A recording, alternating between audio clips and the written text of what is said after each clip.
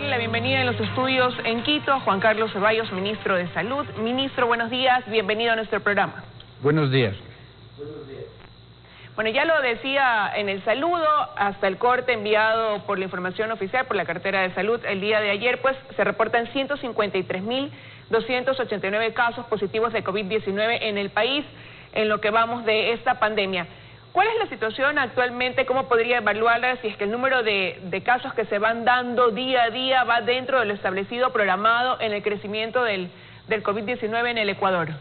Bueno, la verdad es que no hay nada programado en un virus tan incierto como es el coronavirus, pero lo importante es que el país siga sintiendo la confianza que hemos brindado en estos últimos meses, en el cual hemos contenido toda la pandemia a nivel de la atención primaria de salud, en el dispensario de barrio, en el dispensario comunitario. Es ahí donde se refleja además la poca ocupación de las camas o la disminución de la ocupación de las camas y obviamente una disminución de la mortalidad, que es un buen augurio para los ecuatorianos. Pero sin embargo, según el reporte, pues más de 800 casos en un día se registraron aquí en el país el día de ayer. ¿Eso qué quiere decir? A eso me refería. ¿La curva va sostenida o están viendo quizás un incremento en relación a semanas anteriores en cuanto a casos positivos, confirmación de casos positivos en el país? No, la curva va disminuyendo indudablemente. Las tres ciudades que más se afectan, porque es mucho más difícil controlar, son Quito, Guayaquil y Cuenca. Pero a nivel de país los casos van disminuyendo. Esa es una realidad. No hay una vacuna y hasta que no haya la vacuna los casos van a ir aumentando, porque las cifras que usted está leyendo son cifras de casos que se van acumulando en el tiempo. Y se lo preguntaba, ministro, porque cada vez que llega un feriado el país considera que eso se puede volver un termómetro de lo que va a pasar y las 2 semanas siguientes a ese feriado se convierten en semanas de expectativa, de incertidumbre, para ver si es que nos comportamos bien o si es que se eleva la cifra de contagio. Del último feriado ya estamos entrando a esa segunda semana. ¿Qué ha reflejado entonces el comportamiento de los ecuatorianos en ese sentido? No, sí tiene razón en eso, es decir, mientras más contagios haya, obviamente más casos van a haber. No solamente los casos sospechosos, sino que ya hay alrededor de un 30% de casos que se confirman. Entonces el número de casos va a aumentar. Si tenemos feriados en los cuales hay mucho más contagio entre las personas que van a la playa, en las personas que salen de paseo, en las personas que se reúnen en casa, que salen a comer, obviamente el número de casos va a aumentar, pero siempre el punto es que el número de casos pueda ser uno sostenido, de manera que toda la capacidad sanitaria logre frenar o apaciguar, mitigar la cantidad de fallecidos, la cantidad de gente que necesita cuidados intensivos, por ejemplo. Entonces, sí, van a haber los aumentos, van a continuar, pero lo importante es que nos den la posibilidad al sistema sanitario de contener esa epidemia. Bueno, ¿y qué está pasando en Pichincha, en la provincia, que es la que concentra el mayor número de casos? Se decía que al momento hay 49.528 de los 153.000 que hay en el país y solamente Quito registra 45.448 casos. ¿Qué es lo que pasa? Que ahí pues vemos, continúa este crecimiento de positivos de coronavirus. Sí, y esto va a continuar porque en realidad, como digo, no hay la vacuna. Mientras no haya la vacuna, el contagio, mientras estamos viendo una ciudad como que es la de Quito, el distrito metropolitano, hablaría en general, que está funcional, en la que la gente puede ir a trabajar, la gente informal. Acuérdense que tenemos entre un 60 a 70% de personas informales, especialmente en la capital. Entonces ellos salen y obviamente el contagio se da con más celeridad. Lo importante de nuevo es que esas personas sepan que tienen que acudir a los dispensarios médicos, a los centros de salud, donde existe personal especializado, ya con alguna experiencia de meses, en las que pueden hacer un diagnóstico preciso y contener la cantidad de personas que puedan ser derivadas, por ejemplo, al hospital. Ese es el mensaje. Los casos van a ir aumentando, han disminuido en el ritmo en las últimas semanas, especialmente en Quito, ha disminuido el número de casos, pero los casos en el número total va a aumentar. Ahora, ¿y cuál es la situación, ministro, ya a nivel, por ejemplo, de unidades de cuidados intensivos? Usted decía que ha disminuido la curva de contagios. ¿Cuál es la situación hospitalaria hoy por hoy? Porque de eso de ahí también se suele especular mucho, ¿no? De repente surgen comentarios que ya las unidades de cuidados intensivos, por ejemplo, en hospitales públicos, en determinada ciudad están copadas. Entonces, aquí usted como autoridad de esta cartera, ¿cuál es la situación real hoy por hoy? Sí, a nivel nacional, y tengo una gráfica que voy a presentarles en la cámara, si se pueden ver. A nivel nacional tenemos un 63% de ocupación de camas COVID, ¿no es cierto? Y tenemos un 30% de camas, de hospitalización 30% y de unidad de cuidado intensivo 63%. Esto a nivel de Guayas son parecidas las cifras a nivel nacional, y en Pichincha tenemos el 94% de ocupación camas UCI y 60% de camas de hospitalización UCI. Es importante anotar que la mayoría de un porcentaje importante de las camas que están siendo utilizadas en unidad de cuidados intensivos ya no están destinadas a COVID, sino están destinadas a una cantidad de enfermedades que estaban retenidas, rezagadas anteriormente y que no se les había podido hacer, cirugías que estaban pendientes y que eran susceptibles de ser programadas. Entonces, en ese sentido, de nuevo, no quiero decir que la pandemia ha terminado, no quiero decir que la gente no quiera tener y seguir con todas las medidas de bioseguridad, el uso de mascarillas, lavado de manos, distanciamiento, el evitar las conglomeraciones, pero en términos de la ocupación de la demanda de camas, tanto en Pichincha como en el resto del país, va disminuyendo en las 2-3 últimas semanas. Y ya cuando han pasado 7 meses de la pandemia, la situación en cuanto a insumos, a medicamentos, ¿cómo se establece hoy por hoy? En términos de los medicamentos que se utilizaban para la enfermedad COVID, estamos con un stock importante, sostenido, no hay ningún problema con eso. Estamos un poco articulando las acciones para que los medicamentos que se utilizaban antes de la pandemia y que dejaron de utilizarse durante la pandemia vuelvan a retomar. Por ejemplo, estamos haciendo un gran esfuerzo para volver a que todos los hospitales, todos los centros de salud tengan la cantidad suficiente de medicamentos para diabéticos y también para antihipertensivos, que son dos áreas muy grandes que ocupan una gran proporción de las personas del Ecuador que tienen esta necesidad, especialmente las personas de sobre 50 años de edad. Entonces, ese reabastecimiento, y más que el reabastecimiento, la distribución de estos medicamentos para que todos los centros de salud pequeños y los hospitales grandes tengan esas medicinas, lo estamos trabajando en este momento. Y los insumos médicos para protección de ese personal que está en primera línea, porque usted mismo lo ha dicho, mientras no haya una vacuna, pues parecería que tenemos para largo tiempo de COVID-19, no solamente aquí en el Ecuador, sino en el mundo. Trabajamos todos los días, yo reviso las estadísticas de cuánto hay en stock de las EPPs, todo lo que es de equipo de protección personal. Ahora se fabrican mascarillas acá, se fabrican muchos de los trajes acá y tenemos un suficiente número de stock. Hacemos proyecciones para 2-3 semanas dependiendo de qué hospital. Un centro de salud, por ejemplo, va a tener muchísimo menos de stock que el Hospital Pablo Arturo Suárez, que está exclusivamente destinado para COVID. Pero estamos muy pendientes, estamos conscientes de que el equipo de protección personal es absolutamente indispensable para que los médicos, nuestro personal de salud, atienda a los pacientes más graves y no se contagia. Ahora, como yo le decía, pues parecería que vamos a tener COVID-19 para largo, usted también lo ha mencionado aquí, mientras no haya una vacuna. Y en ese sentido, ¿cómo van los acercamientos de nuestro país hacia algunas de las firmas que trabajan en ya obtener una vacuna para contrarrestar o prevenir el contagio del coronavirus? Hemos hecho todo lo posible, hemos tocado todas las puertas. Acuérdense que tengo inclusive, hice un viaje al Reino Unido para tener un acercamiento directo con AstraZeneca, Oxford, y somos parte de la iniciativa liderada por la OMS, que se llama la COVAX Initiative. Hemos estado en eso. Estamos transando directamente con algún laboratorio de la India para ver si es que ellos nos proporcionan la vacuna. Tenemos también acercamientos y hemos tenido cartas de promesa de compra con Pfizer y con otras compañías internacionales para que nos suplan la vacuna. Pero aquí también tengo que ser muy preciso. Nosotros queremos una vacuna que llegue a tiempo, a precios razonables para el país. Yo no creo que esto venga antes de marzo, abril del próximo año.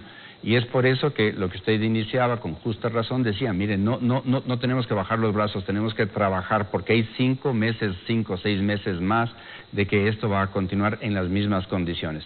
Entonces, tenemos que tener mucho celo en las reuniones presenciales, en las invitaciones de los amigos, en la invitación a familiares, en las celebraciones. Tenemos que ir fuera, en los patios, si es posible, al aire libre, con ventilación. Eso es bien importante y con un número reducido de amigos o familiares para este tipo de reuniones. Pero ahora, de todos esos acercamientos, ¿cuál podría ser quizás la que se llegara a concretar? Y se lo pregunto también porque en algún momento se habló de que había una cantidad determinada de ecuatorianos, tanto de Quito y Guayaquil, que iban a ser voluntarios para la prueba incluso de una de estas vacunas. Entonces, ¿cuál sería quizás la que vaya a ajustarse a lo que el país requiere? Bueno, como les digo, en su última observación, yo creo que eso fue una desinformación.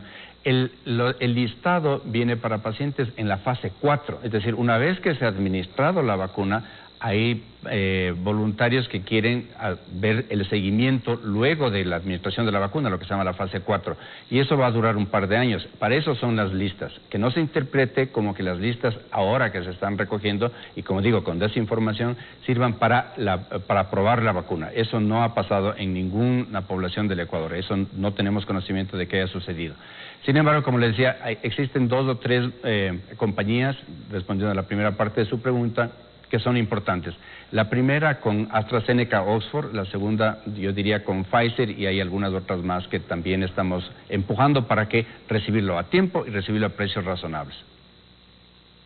Bueno, eso sería importante. Y usted me decía al inicio de esta entrevista que es difícil programar algo con este virus, que el mundo lo está conociendo y bueno, vamos un paso a la vez, pero sí quizás, ¿cómo usted proyecta va a ser lo que resta de este 2020 considerando, por ejemplo, lo que sucede en otras partes del mundo? No hay países de Europa, fuera de Europa, Israel, que han regresado a medidas restrictivas fuertes debido a que deciden abrir completamente su mundo a la normalidad, por decirlo de alguna manera, aumentan los contagios y regresan a ese confinamiento.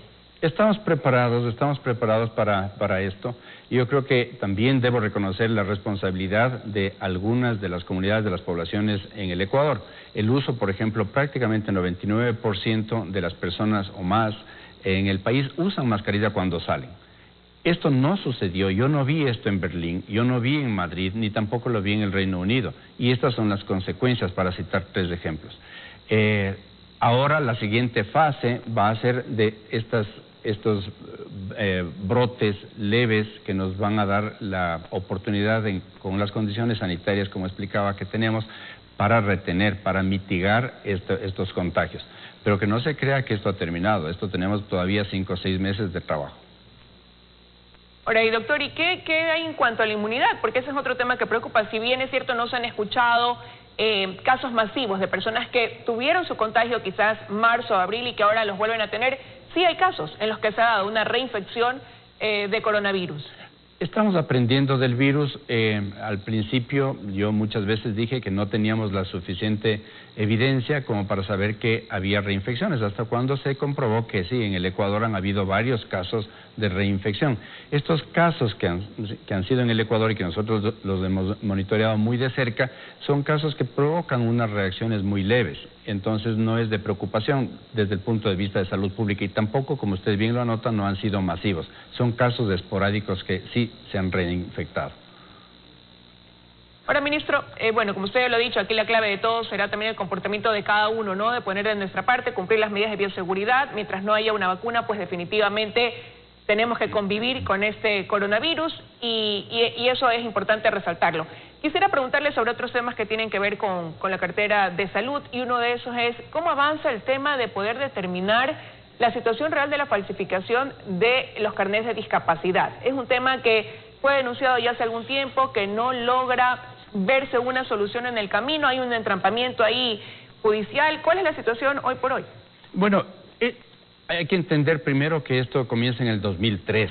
O sea, no es una cuestión de ahora, son 15 y más años de los cuales se han emitido los carnets. Primero era CONADIS, después del Ministerio de Salud Pública y finalmente el Ministerio de Salud Pública es el ente rector que determina la emisión de los carnets. En lo que va de mi propia gestión, que es desde el 22 de marzo, nosotros a través del juicio con el señor Salcedo, se detectaron una cantidad de irregularidades. ¿Qué hemos hecho hasta este momento? Es lo que se deben preguntar. En primer lugar, hay 60 denuncias contra funcionarios del Ministerio de Salud Pública. 60 denuncias. Existen 693 denuncias contra ciudadanos beneficiarios. 693. Y existen 28 casos de inicio de sumarios administrativos por estas presuntas irregularidades. Todo esto se envió a la Asamblea el día 5 de agosto. Y estamos trabajando con el señor Contralor y con un equipo de Contraloría para determinar por qué se dieron tantas la emisión de carnets fraudulentos. ¿Qué hicimos nosotros además? Como detectamos que durante la pandemia se habían irregularmente emitido estos carnets, fueron con los que empezamos. Y esos carnets han sido verificados uno por uno. Usted comprenderá, como el público también, que muchos de estos carnets fueron emitidos en las provincias y nosotros tenemos que rescatar la evidencia de esos carnets para en realidad decir si es que fueron fraudulentos o no. Entonces es un proceso que demora un tiempo. Pero que la gente, la comunidad tiene que estar consciente de que aquí, en esta gestión, con este ministerio, hay transparencia. Nosotros no vamos y no hemos permitido ni un solo caso de corrupción. Peor de los carnets que están dejando los derechos constitucionales, y más que constitucionales, humanos de las personas que sí lo necesitan. Vamos a la parte positiva. Sí, perdóneme nada más. Son 38 equipos que se han recalificado. Es decir, estamos emitiendo carnets, pero carnets reales, carnets que van a servir a la gente que los necesita. Y eso lo quiero decir con toda entereza. Hay 38 equipos que son un médico, un psicólogo y una trabajadora de la salud que están recalificados, han sido recalificados y que están atendiendo esa necesidad. ¿Que es insuficiente? Sí, pero tampoco quiero caer en el error de emitir carnets falsos. Pero mientras tanto, ¿qué pasa con esos funcionarios de salud contra los que pesan una denuncia precisamente por la emisión de carnets falsos, no? Claro, como digo, la ley dice que si es que es una persona del Ministerio de Salud Pública, yo tengo que iniciar un sumario administrativo y para eso son 28 casos. Las otras se pasa a Fiscalía. Entonces es Fiscalía a quien le corresponde hacer esta investigación. Y le digo, de nuevo, le repito los números, son 60 denuncias contra funcionarios del Ministerio de Salud Pública que estaban en mi gestión, que no se les identificaba, pero que gracias a estas denuncias fueron denunciados. Y después 693 denuncias contra ciudadanos beneficiarios. Son casi 700 usuarios que han hecho un uso fraudulento de ese ejercicio. Pero sin embargo, la Comisión de Salud de la Asamblea en su informe recomienda, usted ya lo mencionaba, esto viene desde el 2003 y es por eso que recomienda dar paso a un juicio político con funcionarios que datan desde esa época en su cargo, pero también lo incluyen usted y ellos agrupan todo y dicen que esta recomendación de ir a un juicio político es por la falta, incumplimiento de funciones y la falta de acción de cada uno de los que serían citados a este juicio. ¿Cómo responde usted a eso, ministro? Mire, yo creo que cuando alguien entra con una manera transparente a servir al país. Yo no necesitaba este puesto. Yo necesito servir al país. Esta sí es una convicción personal propia. Tengo una carrera académica y una carrera profesional intachable. Vengo a mostrarme y sé los riesgos. Y el riesgo es que me lleven a juicio político y lo acepto. Tendrán los señores de la Asamblea que demostrar que yo fallé, que emití carnets fraudulentos, etcétera. Ellos tienen su derecho y yo el mío de defenderme.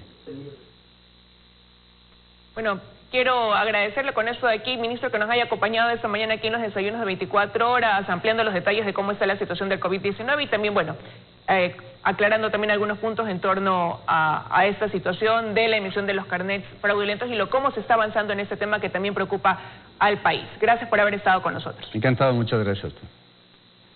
Que tenga un buen día, ministro.